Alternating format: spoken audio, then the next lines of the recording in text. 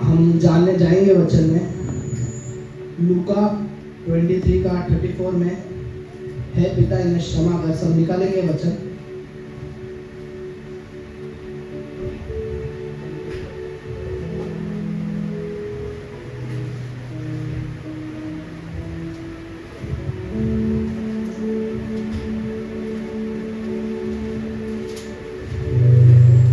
वचन में जाने से पहले छोटी सी प्रार्थना करते हैं। धन्यवाद करते हैं राजाओं के राजा प्रभु के प्रभु खुदावन, मेरे मुख का ताबा आप लीजिए पवित्र आत्मा। खुदा ये सभा आपके लहू में लाता हूँ खुदावन, और पवित्र आत्मा आप सबका ताबा लीजिए।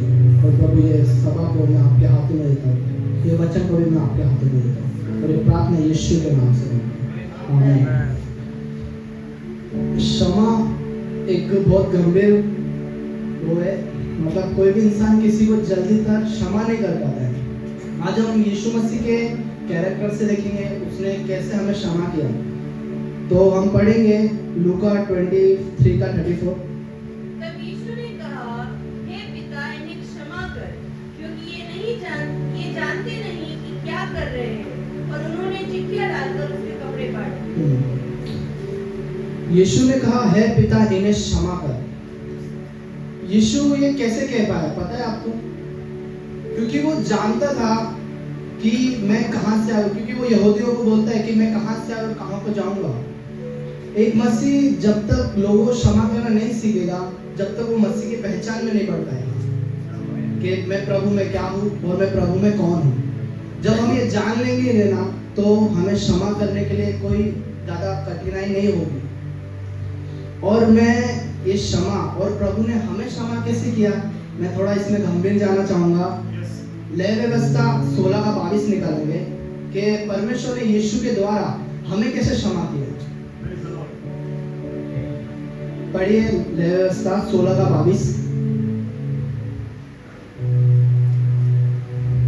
वह बकरा उनके सब अधर्म के कामों को अपने ऊपर लादे हुए किसी निर्जन स्थान में उठा ले जाएगा, इसलिए वह मनुष्य उस बकरे को जंगल में छोड़ दे।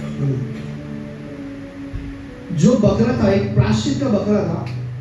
परमेश्वर ने हमें क्या दिया, हमें प्रायश्चित का मेमना दिया। प्रभु ने क्या लिखा हुआ है 16 का 22 में कि यीशु मतलब जो बकरा था ना, उस पे सब अधर्म के काम डाले जाते थे।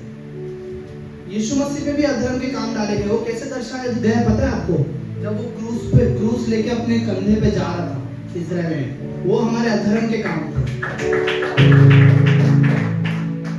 वापिस एक बार पढ़ेंगे वो वचन बीच। वह बकरा उनके सब अधर्म के कामों को अपने ऊपर लादे हुए किसी निर्जन स्थान में उठा ले जाएगा, इसलिए वह मनुष्य उस बकरे को जंगल में छोड़ दे।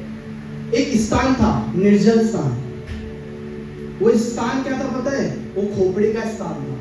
जब यीशु मसीह को क्रूस पे लेके जा रहे थे, वो निर्जल स्थान था, एक खोपड़ी का स्थान।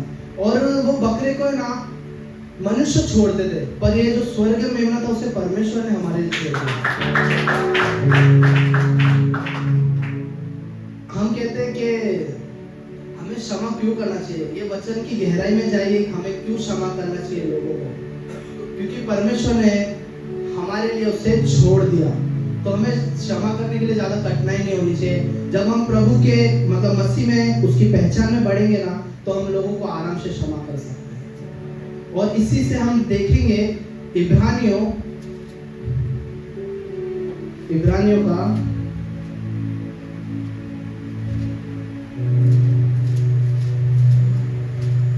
10 का 19 पढ़ेंगे।